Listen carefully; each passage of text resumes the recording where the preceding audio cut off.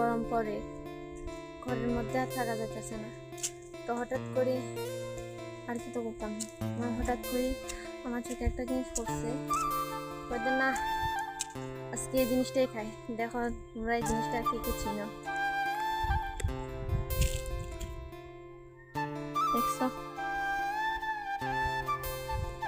তো এটা রক্ষণ আমি পারুম, এরপরে পায়রা দেখো এটা দিয়ে কি করি।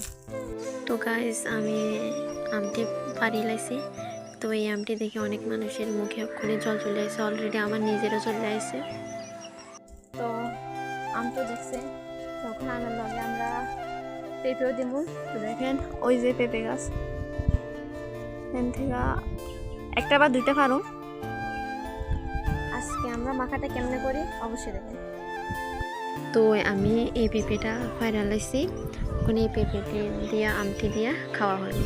তো আমি এখন পেঁপে আর আম পাড়ি লাইছি, আমরা সদস্য আরও আছে। তো পরীক্ষিতে কি তা হয় আপনারা দেখেন, এটা কেমনে খান বলতে নাই অবশ্যই আমার কমেন্টে জানাবেন। আমার পেঁপে এখানে নিয়ে নিছি, পেঁপে দিয়ে আর আমের চকলাইটে চুলা লাইছে। আর আমার ভাই আর আমি ওখানে পেঁপে আর আমেরই কাটতেছি। এরপরে আমের মধ্যে লবণ মরিচ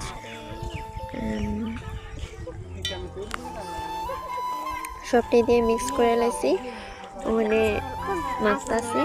আর দেখতে কত লবণীয় লাগতেছে, আমরা সবাই মিলি এটা খাইতেছি। এরপরে দেখেন কতকটি আছিল অন আর কতকটি আছে অলরেডি শেষ। তো বাই।